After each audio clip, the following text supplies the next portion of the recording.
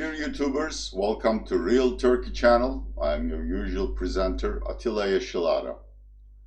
Today I want to talk about a topic that has brought Turkey and Greece to the world agenda again and to the right center stage, which is Eastern Mediterranean tensions and the jingoistic rhetoric about war between these two nations, which have, to say the least, have a troubled history.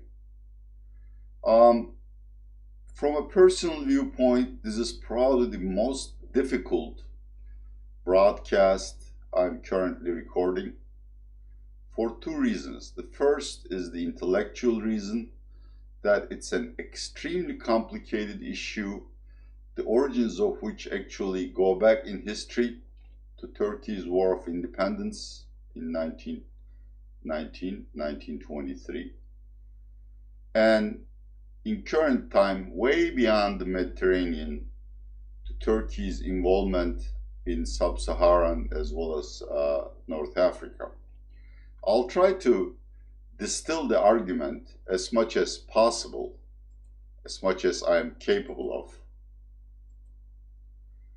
But the second problem is a little bit more unsurmountable. I am a party to this conflict by birth.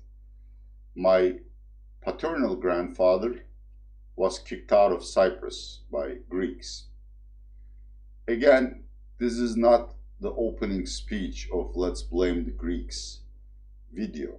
Even though this video is in defense of Turkey's viewpoint, I am fairly sure thousands of Greeks and Greek Cypriots have very bitter memories caused by Turks. There is this mutual victimhood that dominates the psychology of both nations. I shall try to be as impartial as possible, but I want to remind my audience that this is the Turkish viewpoint. And of course, if you wish to be more informed about this situation, you should also watch videos about the Greek viewpoint, Greek Cypriot viewpoint, etc., etc. After this rather lengthy intro, let me introduce. See, I make covers for you. Let me introduce the topic and how I intend to cover it.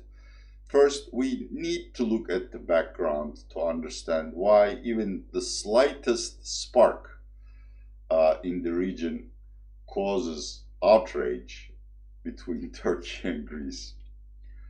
That's going to be brief. I hope I can treat a very difficult subject correctly in a few minutes. Then I'm going to move to the economics of it. Obviously, there's a historical dimension to this conflict, but there's also an economic viewpoint, which is as interesting as the historical perspective, which is that Mediterranean tends to be very rich in oil and gas, and of course there are fishing and navigation rights involved in the issue. Now, as I've said, I'm not going to be apologetic. Contrary to my usual stance, I am going to defend Turkey's viewpoint today. And Turkish viewpoint is that Greece wants to lock us up at our shoreline and grab the entire eastmed for itself and for its Greek Cypriot kin. And finally, the consequences. But let me not spoil the ending and cut that short. The conflict between Turkey and Greece goes back actually to 4 centuries, but I'm going to start with the Turkish War of Independence, which was largely, but not solely, fought against the Greek army that invaded portions of modern-day Turkey. And Turkey defeated Greece. But the aftermath is even more traumatic. Atatürk, Turkey's founder, and I don't remember the name of the Greek general, who was also a very wise statesman, decided to swap populations for building a nation. 3 million Greek citizens residing in Turkey were sent to Greece in return for roughly 600,000 Turks living in Greece. That's not voluntary but forced relocation. And right there, the story of victimhood starts. Then I'm sure Turks have their own stories of how the tiny Turkish population in Greece was also abused and discriminated against. But from my viewpoint, and here I blame the Turkish government, even after the population swap, there was a considerable Greek population, in particular in Turkey's largest city, in Istanbul. In fact, I, grew up with Greek, Armenian, and Jewish neighbors, and was really very happy with them. But through riots, attacks on these minorities, today there are estimated to be only 3,000 Greeks, most of them living in Turkey. We forced these people to flee to their own countries, confiscating most of their wealth and businesses. This, to me, is a crime against humanity, and I shall never forgive my past governments for allowing something like that. Then it moves on to Cyprus, which is divided between Turkey and Greece. Let me show a map here. This is the post-1974 map of a divided Cyprus. The northern portion belongs to Turkish Cypriots, the southern portion belongs to Greek Cypriots. Once again, the Turkish narrative, to which I'm a party of, is that Greek Cypriot nationalists wanted to annex the island to Greek mainland, and the Turkish minority was severely abused by Greek ultra-nationalist and ultra-light militia. At the end, there was a coup in 1974, originated by a Greek Cypriot colonel, as a result of which the Turkish military intervened in 2 successive campaigns to once again liberate the northern portion of the island. Of course, liberate is a judgmental word. I'm sure Greek Cypriots would think of it as invasion. That too added to the victimhood of both nations that each other accuse of, because 150,000 Greek Cypriots were forced to flee to southern Cyprus, and roughly 60,000 Turkish Cypriots residing in the, let me show you the map again, residing in the currently Greek Cypriot administration quarters were forced to flee to north. Since then, despite several plans, the conflict was never resolved. There will never be a united Cypriot Republic. Again, in Turkey's defense, the last feasible plan was the one established or proposed by former UN Secretary General Kofi Annan. It was put to a referendum. The Turkish side approved the referendum and conditions for reunification. The Greek Cypriot side rejected it, but despite that, EU accepted the Greek Cypriot administration as a member. And not only the Greek Cypriot administration, but it declared Greek Cypriot administration as the sole sovereign of the island, giving no rights or recognition to the Turks who live in the northern quadrant. That obviously also causes a lot of grief and anger among Turkish Cypriots and Turkey proper. As a result of that, since 1974, Turkish and Greek navies and air forces have been pitted against each other in the Aegean Sea. Let me show another map so you can see the current situation here. To the left upper hand side, you would see the Greek islands embracing Turkey's Aegean coast, and then to the right in the middle of the chart is Cyprus, which EU and the UN recognizes as a Greek republic. As a result of which there are a lot of disputed areas maritime areas, which has repeatedly brought Turkey and Greece to the points of war, but war never happened. This is the brief history of the Turkish-Greek conflict. Now, let me move on to the economics and why I think Turkey's position ought to be recognized by the international community. Essentially, it comes down to how do we allocate continental shelves to islands? The UN treaty, which Turkey never signed, says islands, like the mainland of a nation, have their own continental shelves and they can establish exclusive economic zones, which is fair. I have no argument about the treaty. But the geography that you're seeing in this map is very peculiar. I am not familiar with the entire world geography, of course, but I think except in South China Sea, this is a very random situation where Greek islands and Cyprus, which belongs to the Greek axis, completely surround the coast of a rival nation, Turkey. And some of these Greek islands, if you have vacationed in Turkey, say in the south, or the Aegean coast, while drinking your tea, you would watch across the horizon and you would see the Greek islands.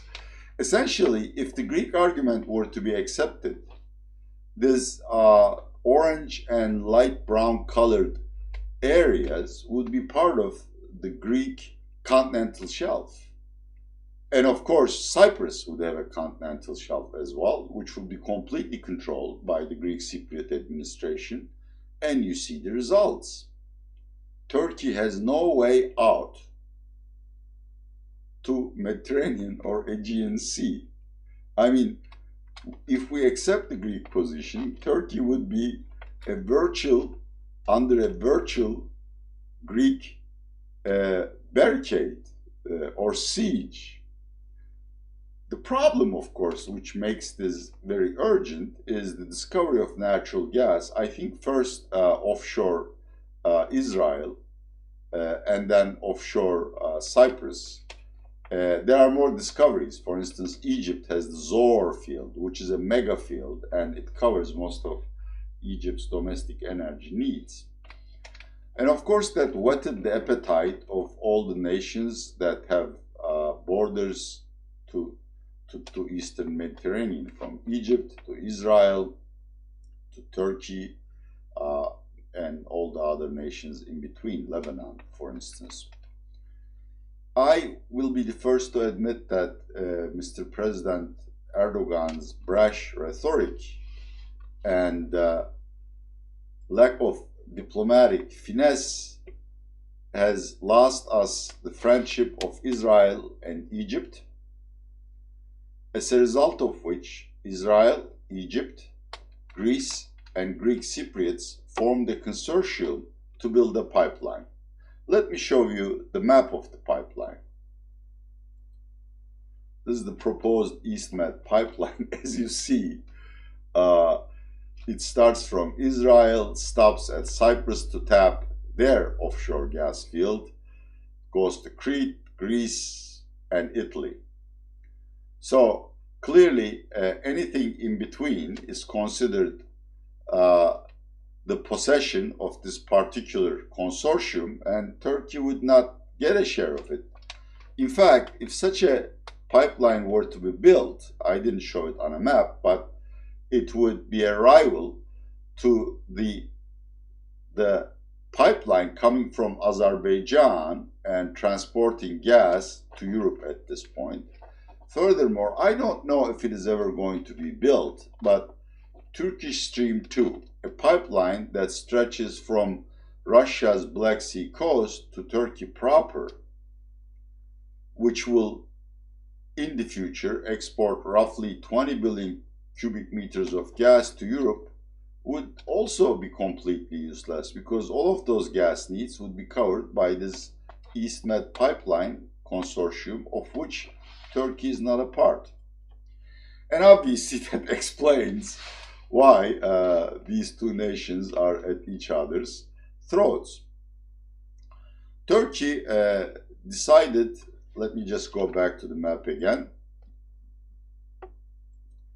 Turkey decided that these disputed areas are actually open sea that doesn't belong to anyone, and in fact went a step further, signing an agreement with Libya. You would see it at the left middle edge of this graph, a maritime sharing agreement which would cross Greek claims and connect Turkey and Libya's exclusive economic zones. So essentially, Turkey says, well, you may think these are Greek waters, but they are actually my waters, as per the treaty I signed with the legal government of Libya, Government of National Accord, run by Mr. Al-Sarraj, and I am free to explore for gas and oil in these areas. And to make sure that everyone understands that's not an idle threat or a bluff, Turkey activated its entire naval force, which is commendable, to escort the 3 exploration ships. And of course, Greeks got angry and they sent their own naval ships. There was one near clash, but no guns were fired. The simple reason being Turkey and Greece have been playing this kabuki theater for now 50 years. They know each other's limitations, and that a war, in particular a naval war, which tends to be very expensive, these frigates cost like $500 million, at the bargain price. God forbid we sink one of theirs or they sink one of ours. It would not only sink the warship, but also drill a huge hole in the national budget. So war is not a possibility here. Even though Moody's yesterday downgraded Turkey's credit, and one of the arguments it advanced was that this eastmed tensions could be an accelerator for a potential balance of payments crisis. I completely disagree with this viewpoint.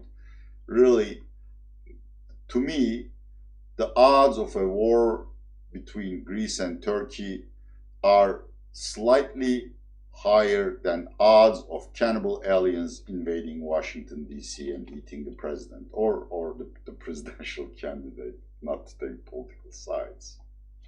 But there would be some real consequences as a result of this, just a second, let me find this. Okay, as a result of this conflict.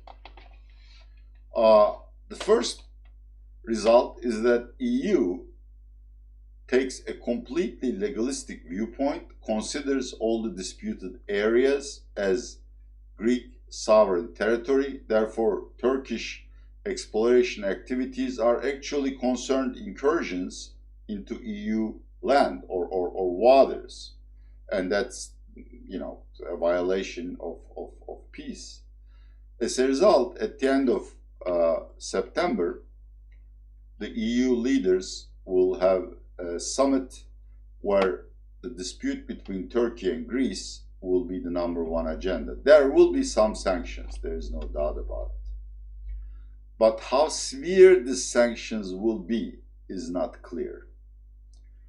Borrell, I think the current president of the EU Commission, suggests a wide range of sanctions, as broad as barring Turkish commercial banks from doing business in EU if they also finance these drilling and exploration activities, to very select sanctions such as these exploration ships being banned visiting EU ports. There are other voices in EU which suggest that if EU is going to show the stick, it should also show Turkey a carrot to make sure that Turkey agrees to a compromise. And that carrot, there are 2 carrots actually possible at this point. A, lifting the visa requirements of at least some Turkish citizens when visiting EU, for instance, businessmen and women and students, and or starting a new customs union treaty negotiation. The current customs union signed in 1995, I believe, is fairly outdated and doesn't cover agriculture and services, which are rapid growth areas for Turkey and for EU respectively. So, starting negotiations in return for Turkey stopping drilling activities and